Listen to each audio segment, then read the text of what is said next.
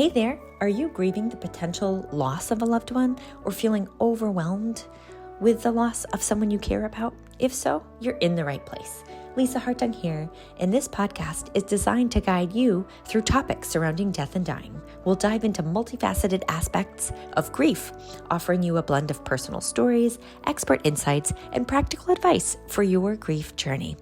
May this be a safe space for you to learn, listen, and ask questions about your own life and loved ones. So grab your favorite beverage and let's dive in. Welcome, everyone, to this week's episode of Giving Grief Grace. We have a very special guest today. She lost her father at the age of 4 and her caregiving aunt at the age of 6. This childhood trauma really shaped her life, both for the better and for the worse. She's an excellent example of the phrase, "It's never too late." So Kathy Morrison is now in her 70s, and she has been partnering with hospice for the last 10 years and is passionate about bringing people grief counseling, especially children.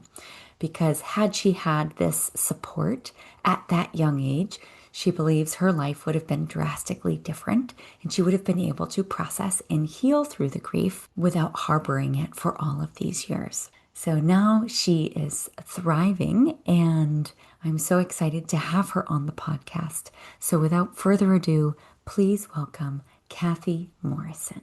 Welcome, everyone. Thank you so much for tuning in this week. I'm super excited to introduce Kathy Morrison. She comes to us from Campbell River, British Columbia, and she has such a unique grief story. So I'm excited to dive in to chat with Kathy today. And what I'll do is I'll start us out. So Kathy lost her beloved father at the age of 4, and that significant loss at such a young age has really transformed and changed how she has grown up and how, as an adult, she's looked for other resources. So, Kathy, if you wouldn't mind sharing with us about what you remember about that time of losing your dad early on in life and how that kind of shaped how you grew up.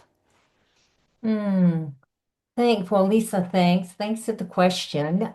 Golly, you mean in the sense of shaping, I was thinking about it I don't really have a lot of memories of exact, I have stories, but one of the things I do really remember, I can remember it was almost in the kitchen and I don't know why, the floor or something, but anyway, and just the question to my mom was there in the family and just asking when my dad was coming home and how he was going to get home. And I don't remember the answers. Yeah. I don't remember what I received, but that's the only thing I really truly, remember distinctly, right? The other Mhm. part I think of for me at losing at that age, what can I say? Give a bit of the backstory is I have a fabulous family, but not emotionally, not you mean they keep their emotions inside, big hearts, but not emotional expression, right? And Mhm. I've always been, here I am. But what I really felt because of not having that, I really felt fear. I really felt scared. And you mean the other piece of it too, having that loss. And then the other thing I can remember, Lisa, is being an Anglican and at the night, kneeling by the edge of my bed and saying a prayer that lay me down, and how now I lay me down to sleep. I pray the Lord I soul to keep, and if I die before I wake, I scared. Like that prayer, I think about it. Golly, don't let anybody say it. You know what I mean? It Yeah. just invoked, oh my God, going to sleep and was I going to wake up? So you mean that's some of it at 4 that I remember, or you mean those are the feelings, but that prayer and so what I really felt was, yeah, I think just fear. Mm. And was your dad sick before he passed? No, it was very, very sudden, very sudden. He died of a heart attack. And you know what, Lisa, and this to another piece of that, and when I think about, you mean memories or whatever, and so what happened, I have a twin brother that happened to be four, and I had a sister that was 11, Mm, 12. But what happened on the day that my dad died suddenly was she and dad had had a fight, mm. an argument, and my sister never, it never got to be resolved. Yeah, And my sister, when felt responsible for my dad's death. I could see how. But so that was hers, right? And so, and my mom went back to work. There are lots of wonderful. My mother was so incredible, but she went back to work, and my sister really became a second mom, right?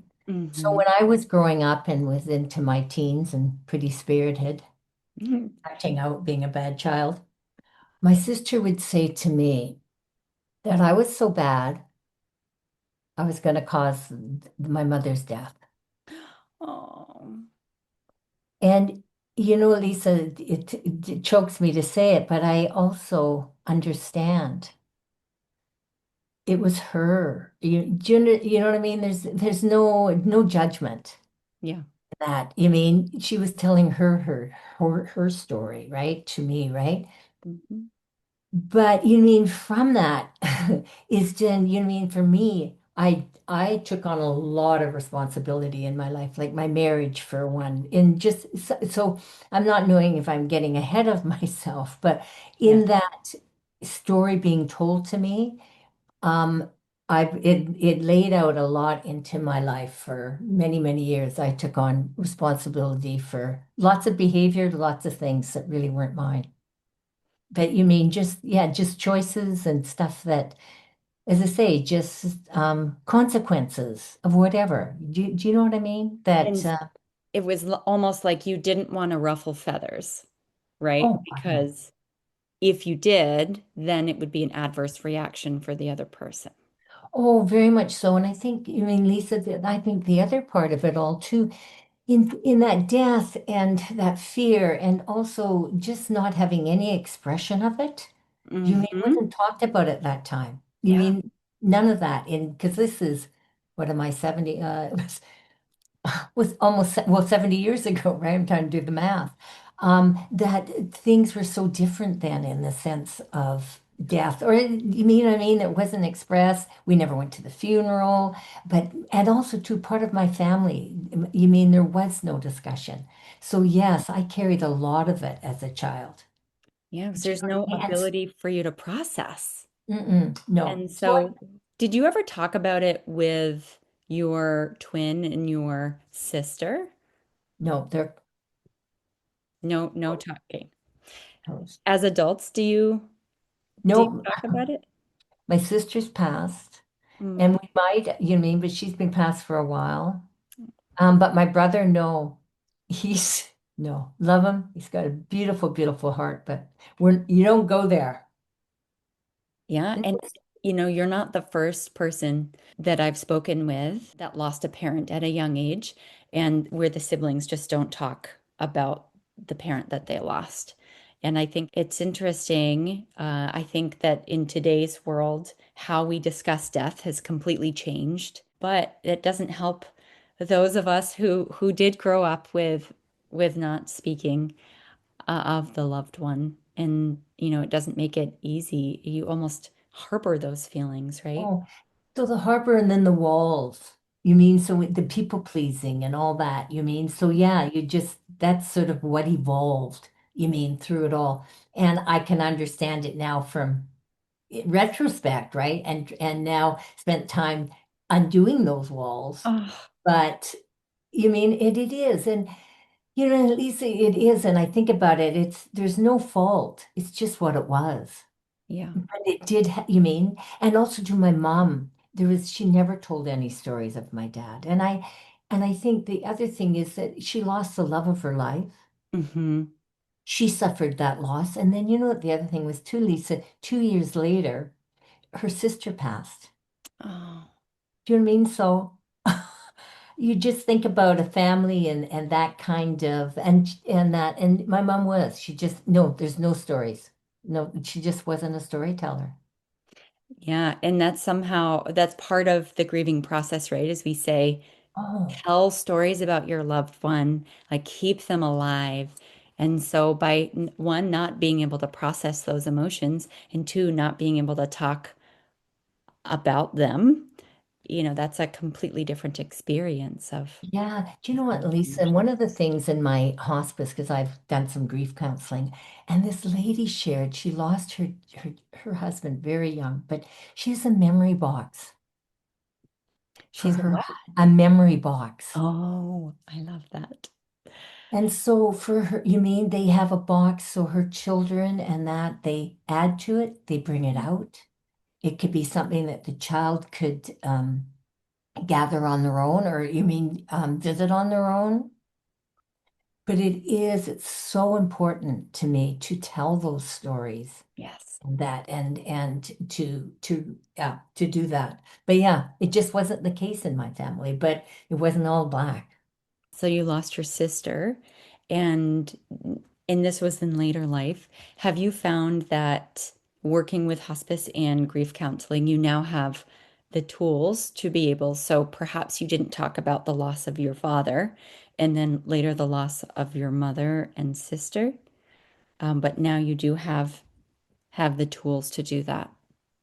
Oh, I think Lisa, so very much so. And you know where it all really came to down to was a year ago, I lost my dog, my bestie, my fur buddy, and that's when it all sort of crashed for me. And that's when I did hospice counseling. You Mm-hmm. mean I've done hospice and been involved with hospice 10 years, but I'd never really done personal counseling. And that's I give oh, I give great gratitude to my dog, who I love dearly, that it was all compounded and it made me, or I chose, don't get me, but a great gift that I chose to deal with some of the grief that I had just never really grieved. I just had shoved it down, shoved it down, shoved it down. So I don't know if that answers your question, Like a but gateway, the losing your yeah. furry Oh, friend oh yeah, opened the yeah, door to emotions, it I sounds know. like. Oh yeah, no, it all just my dog. You mean the loss of my mom? I had loss of a marriage. You mean all those, just those things that I had just, yeah, I needed to grieve. So I cried for months. Mm. But Did it feel more cathartic and like you were oh, moving through the grief? oh, very much so. And the lessons that I learned, Lisa, you mean from that, you mean grief needs to be done in community. Yes. Yeah.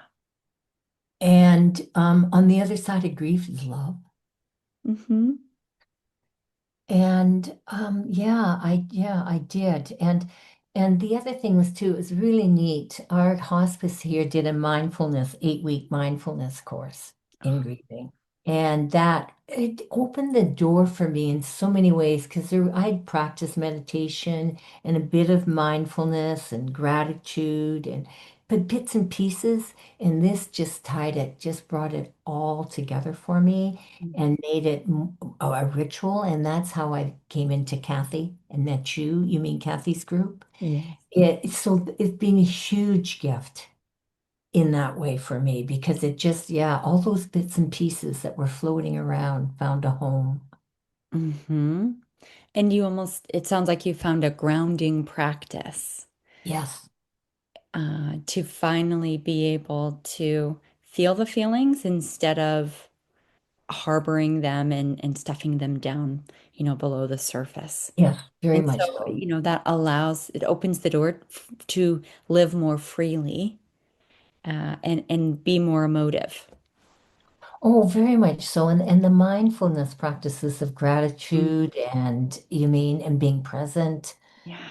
and meditation, all those things. And you know what, just to go back into the childhood, and that is 70 years ago, a family without a father was an oddity.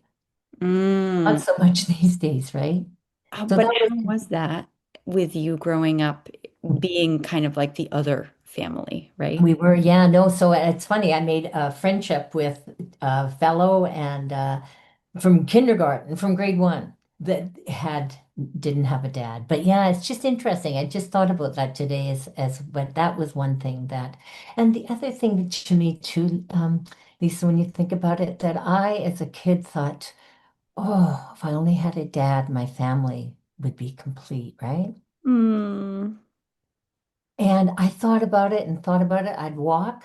I was thinking about this when I was about 10 or 11. I'd walk along and I'd look into windows in homes and think, oh, there was a perfect family.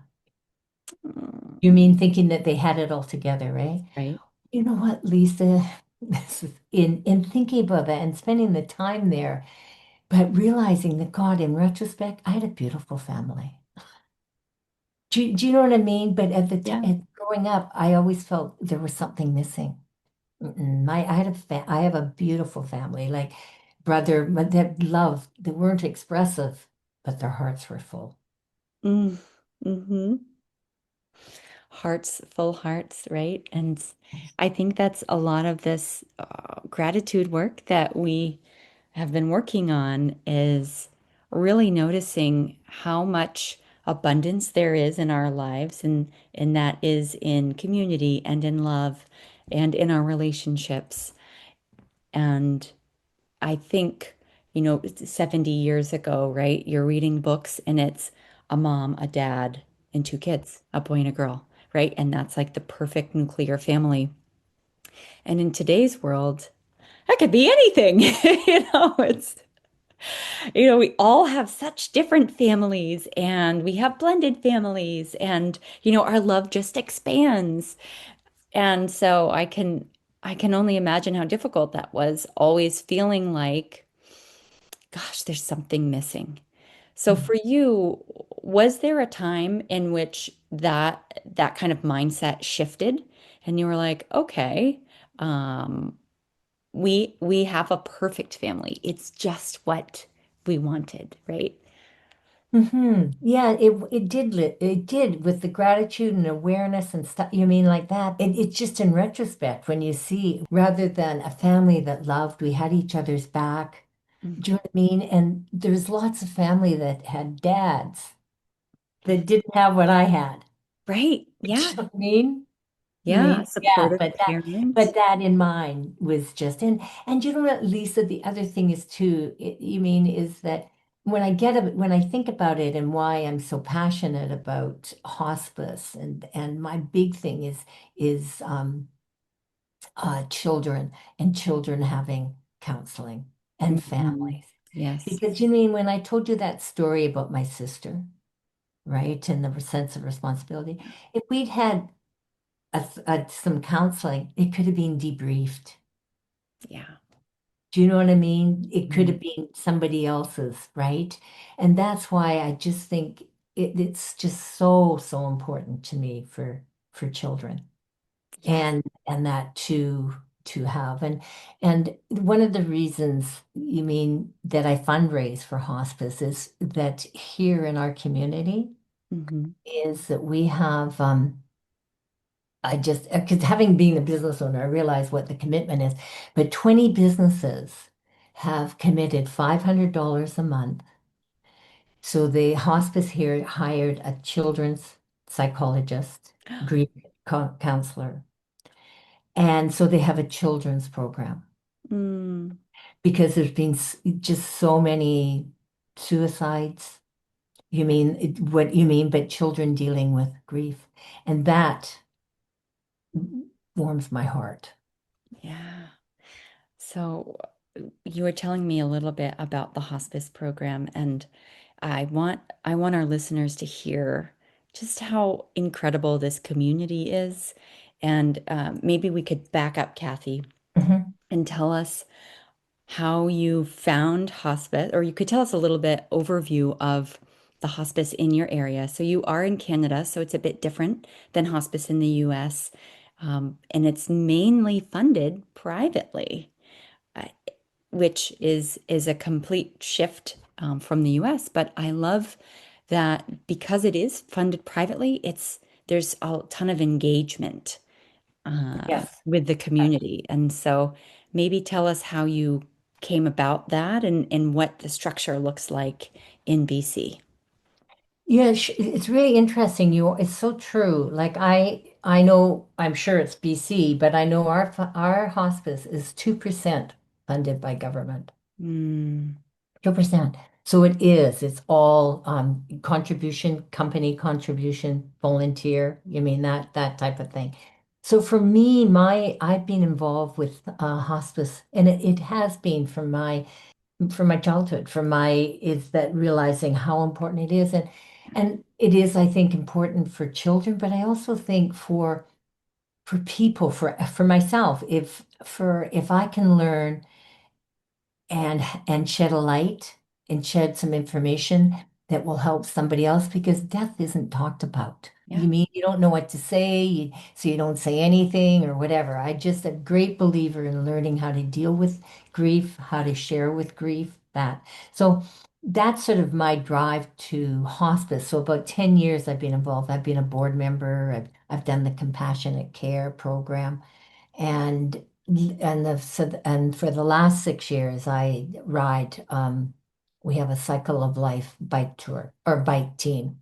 It was formed 11 years ago from one fellow, Graham Robertson, who had a friend's death, and so he started it with Victoria Hospice, which is a city, the capital of BC. Anyway, 8 communities have gathered together to form a bike team that with 125 riders every July, we ride, well, it's about 180 clicks or about 125 miles.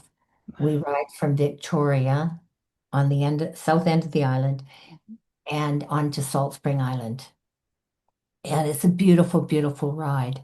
It's on country roads and there's a couple of ferry rides, but we ride that to raise awareness and funds. So any funds that we raise as a team, so there's 7 bike riders on my team, and our money that we raised stays in the community. Last year we raised $41,000 for Wow. our community. So yeah, so and this has been my 6th year to ride. So I ask me anything else. I don't know what I forgot, but Oh my gosh, what an inspiration, Kathy. I mean, hmm. 125-mile bike ride is no joke. No, and Yeah. it has hills. Oh my God. Salt Spring has a lot of hills. Yeah. And so, But it's incredible because you're with people that have a passion for hospice and like to bike ride, which I love to bike ride, and the sponsors in there. So they're so filled with gratitude. And as you're riding on the road, people are horn honking and that Mm, to show their support. yeah, and spread awareness, right? Uh, Oh, it's that's the biggest thing is the awareness. Yeah, yeah. So it's that so important. Yeah, yeah. And this spring, I just did a big spring shenanigans, which was sort of a beer and burger, really fun night. And again, just a lot of fun. But I've done a lot of event planning and stuff like that, so it was something that I do too for the bike team and hospice. But yeah. Yeah, and would you say that that helps you? So many times when we lose a loved one, it can be really challenging. And so we're trying to figure out how we do life after losing a loved one, and what does life mean? How is our purpose? Would you say that losing your dad and growing up with the not having a platform to speak about or to grieve him, and then discovering hospice later on in life has been like an aha moment for you to say, all right, this is my purpose. And now you're pouring your heart and soul into this higher purpose because you know the ripple effects that it can have. Oh, Lisa said very, very well. No, it is. It's a passion. It's a passion. And I think also too for hospice for children, but also too, I think for someone that's lost someone, right? Yeah. Like here in our community, there's no fee. And there's no like even if you lost someone 5 years ago, there's no time limit. So, and as I said to you, I feel that I'm a big, I think counseling, I think for grief, for life, for whatever, right? Mm-hmm. So important. And I just think that to access that, and so many people, I think hospice is palliative, Mm-hmm. really palliative, right? But there's so much more for the grieving piece of it, right? So I think that awareness and that I think for me, yes, to be able to yeah, speak of it and spread the awareness. Do you know what I mean? So that people Mm-hmm. do. And the other thing is too, Lisa, I'm all, but when I fundraise for hospice, like if I'm out selling a 50-50 ticket or whatever, people run, walk fast to where we are, where hospice is. And they all have incredible, heartwarming stories of how hospice has changed their life. Mm. You know what I mean? When someone loved died. So it's incredible. That's that even piece of heartwarming of just them sharing their stories to know that it has enriched their life. So yeah, I think Lisa, for me, just that whole awareness. I don't know where or whatever what it is in yours or your sphere, but lots of people don't know about hospice or don't know the right idea of hospice or what it involves. I think your key, the key there that you mentioned, Kathy, was palliative care. So in the U.S., if you are diagnosed with a terminal illness and you have 6 or less months projected to live, then you can sign up for hospice. Healthcare in the US is its own is its own issues, or has its own issues, but there are so many private companies, nonprofits, Yeah. that then support the whole family. So I am from Maine. My mom, who passed away from pancreatic cancer 3 years ago, there's a center called the Dempsey Center, and it was founded by Patrick Dempsey, who's also McDreamy. He's an actor, a U.S. actor. Um, and he founded this center for families and um, individuals affected by cancer. And so it's a whole support network, right? And it's more entities like that that are supporting people, like you said, who may have lost someone 5 years ago to cancer. But grief is nonlinear. And so, to only be able to enroll in hospice for that last six months of one's life, the way that hospice in the US is, it's very like they'll come in and they'll clean your house if you want. They'll do bathing. They'll help with cooking. So there's a lot of different elements of hospice depending on which program you go with. But it sounds like in your area, the hospice support is really, really good with grief counseling, which is everyone who is on a grief journey could benefit from grief counseling in some capacity. Yes. Now, question for you. Have you done any group counseling, like group grief classes? I've done individual and group and found a lot of meaning from both. So would Yeah. love your Both. perspective. Yeah. Oh, and I was just trying to think what else you were saying about the grief, something else that twig. But anyway, yes, I've done both. And the other thing is too, in our hospice, is basically there's clinical, right? But there's also volunteers that are caregivers, right? There's Yes. people that will sit, Virgil, with people that are dying 24 hours that has no one, like if they're dying alone, Mhm.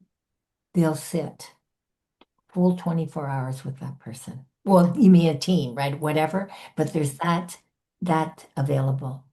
But to go back, yes, to the individual so that you can explore your own, right? But the group in hearing others' stories and sharing those stories and it happens all in a safe environment, right? So yeah, really, yeah, I did. I enjoyed both. And again, grief needs to be done in community.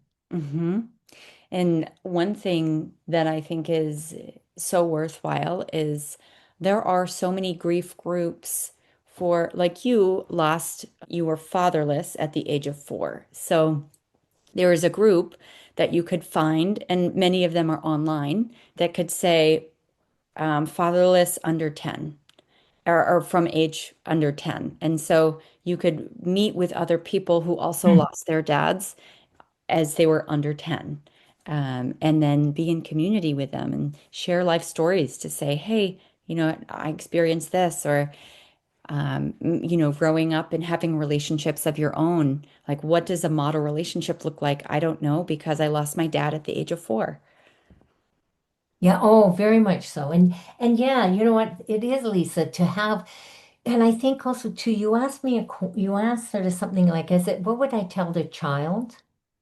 Yeah, if you could, go back to give your 4-year-old self or any child who's grieving, like what tools, wisdom, or comfort would you offer them?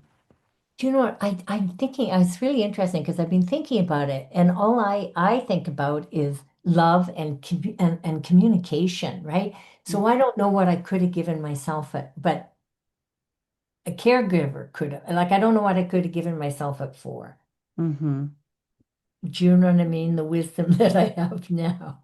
But I think that if anything, for a young child, all I could say, it'd have to go to parental, I think, a caregiver to say, you mean get them into some kind of counseling or love them and be open to tell stories and you mean and share that. I think is all I can, from my experience, is the lack of communication. It's the lack of stories and storytelling, as I say, because that person lived. They had a life. Mm-hmm. Do you know what I mean? And just, I'm sure that as for your mom and the loss of your mom, that the stories for your children. Yeah. She's she is very much in the stories on a daily basis. Yeah. Yeah. So the grandkids that were not able to meet her will still know who Mimi is. Yes. They'll see pictures and they'll say, "That's my Mimi," even though they didn't meet her. Well, good for you. Yeah.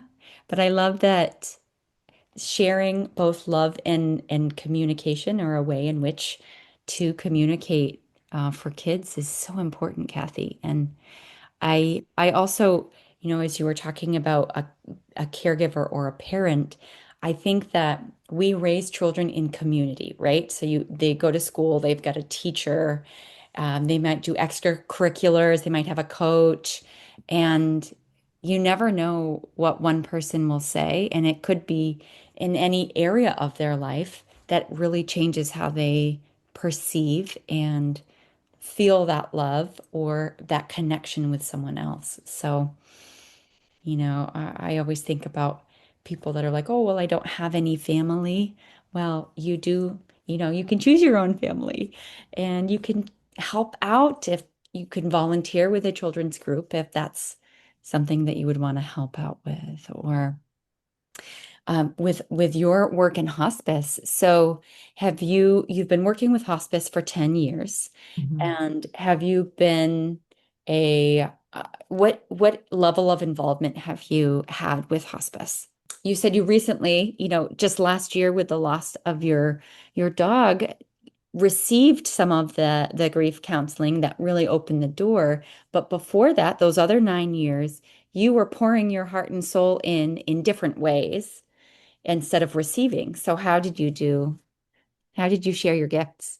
I've always, even before, I've always had the awareness of counseling for, you mean, I really felt Mm. it would have made a huge difference. Like our family, for our whole family, you mean, we we did wine. I didn't end up in jail, but I did make some great choices. You know what I mean? That I could have maybe veered.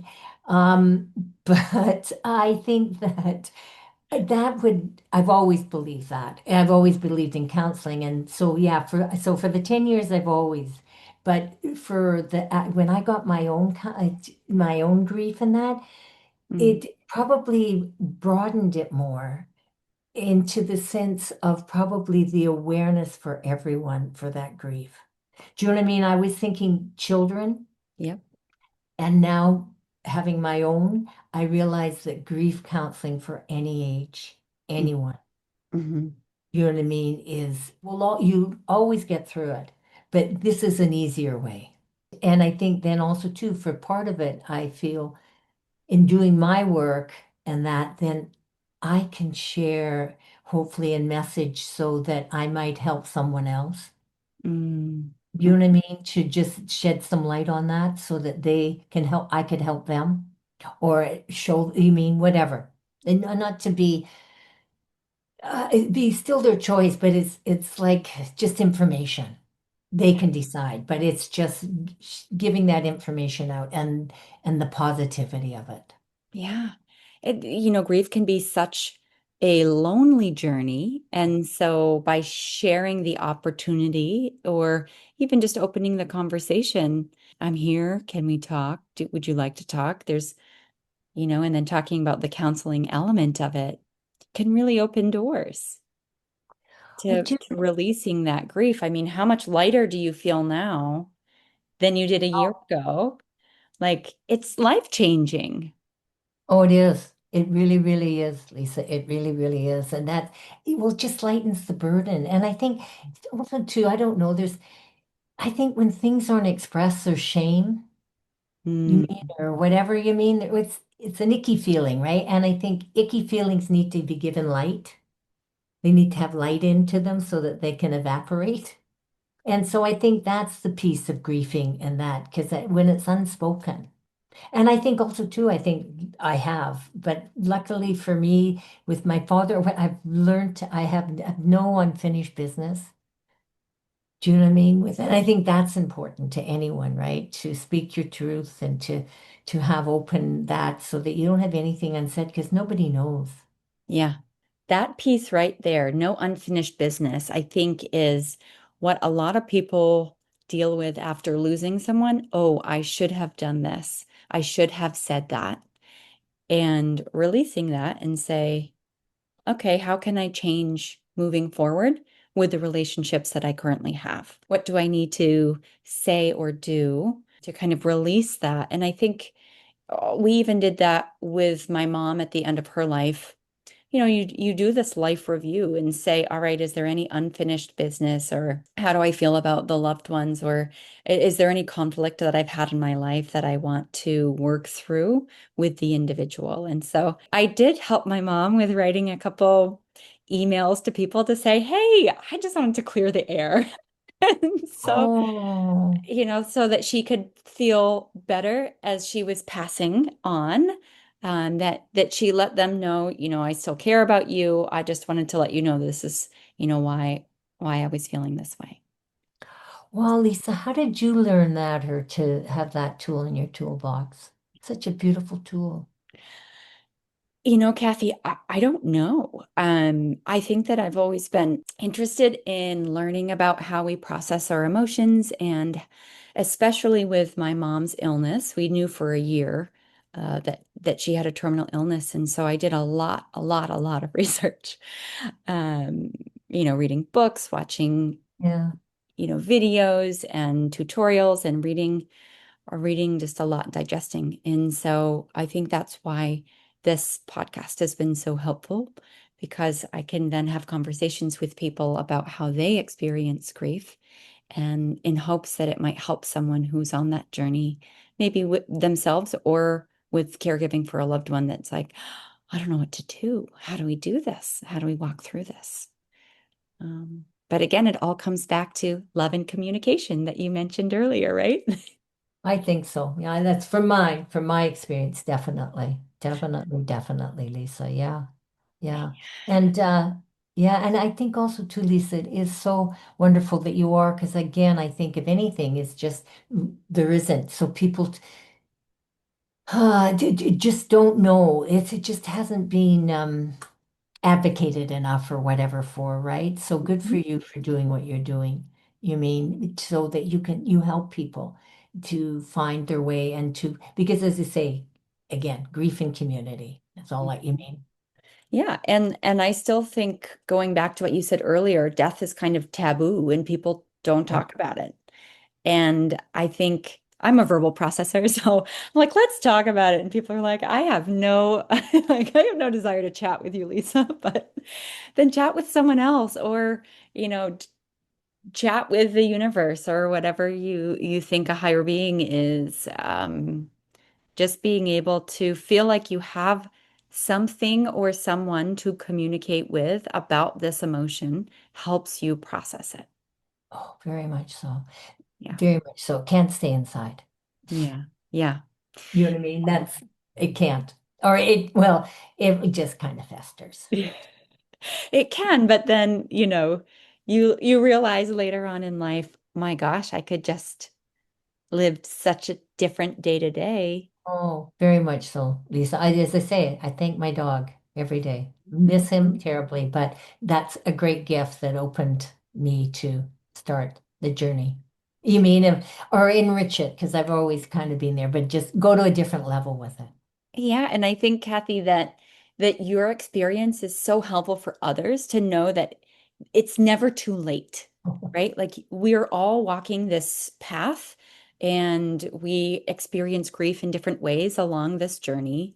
And, being able to experience them or fully live through the experiences or the losses with loved ones, with community, with athletics. I mean, I think that bringing in your soul cycle team and getting together, banding together to celebrate hospice and to raise awareness through movement, right? Movement Yes, is such a helpful coping mechanism for a lot of people as well, right? So you're in community and you're working out, you get those endorphins. It's just a positive all around, right? it You're is. It's great for mental health. yes, You know what I yes, mean? yes. It is great for mental health. And you know what, Lisa, some of the other things too that the service, and again, just here is just, and I think sometimes I'm here and I see it and then I take it for, but in here, like there's spousal support groups and there's a book club and there's a walk group and all those things, right? That just give people a different avenue to grieve. I love that.